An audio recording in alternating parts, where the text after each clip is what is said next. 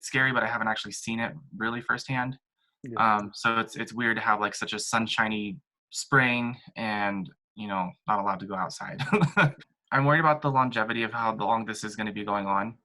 Um, Currently, I'm on unemployment because I was laid off. I work at a retail store, a shoe store, and what's interesting is I was actually making more money at a job previously to this, and the unemployment actually decided to use those wages. And so right now I'm making more money than if I was actually working. So I have zero interest in going finding another job or anything. I'm just freeloading, which makes me feel horrible. But I also know that that's only going to last so long. Right. So in the long term, like, I mean, originally it was like we were just going to be laid off until the end of March, and then it was middle of April, then end of April, and now it's May 15th. It just kind of keeps going on. And so long term, like, I don't think that this is going to go away. I feel like this is something that we're just going to be living with for centuries to come now. Yeah. And so I'm scared. I don't want to go back to work. I work in retail. Like, there's gatherings of more than 10 people where I work on any given hour, and it's all different types of people. So it's not like it's the same 10 people. So, um, I'm worried for my own health. I'm a saxophone player. So in terms of the respiratory after effects, like even if you live, um, I hear that like you could be on oxygen for a while, like in certain cases, and I don't want to screw up my lungs because that's something that's really important to me still. I don't want to catch it, but I don't want to be scared for the rest of our lives. I want life to go back to somewhat normalcy. So. Yeah. How are you dealing with any sort of sense of isolation? Well, I have my fiance here with me. I live with my parents, and so I'm able to see my parents.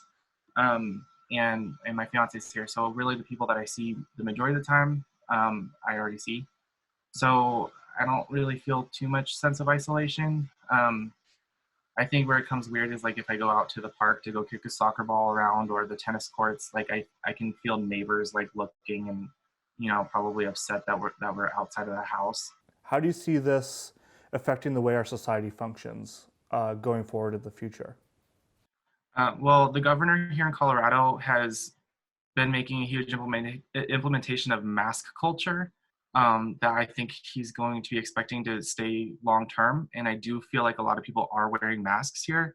I think it's weird because like when like the first time I saw a mask, I was still working and I saw a lady come into my store and she was wearing a mask and she was touching all the shoes in my store.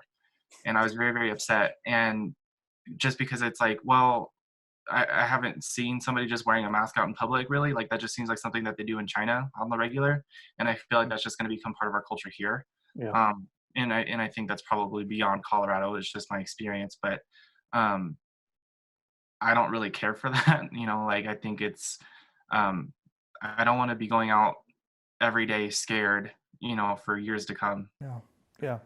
Well, before I let you go, is there anything that you're keeping in mind to keep yourself centered and present and like you said, not living in fear?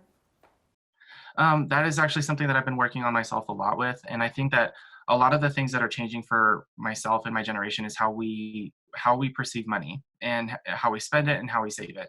To be honest, I haven't really been saving money. I've been, living paycheck to paycheck on my own will, and I didn't really realize that. I feel like because I'm not currently paying rent, but I'm still living paycheck to paycheck. I'm finding out that I'm spending money in ways that I didn't even realize before, Yeah. and it's even like on gas money. You know what I mean? So it's like I think about how much money I spend in gas just to get to work for a job that I don't really care for and that pays me less than I feel like I'm worth. And so now I start thinking about different ideas of what it is that I can do from home. Like I love the people that are working from home right now, and not necessarily trying to look for another job, but just a different approach to to the frugality that is being instilled in myself now.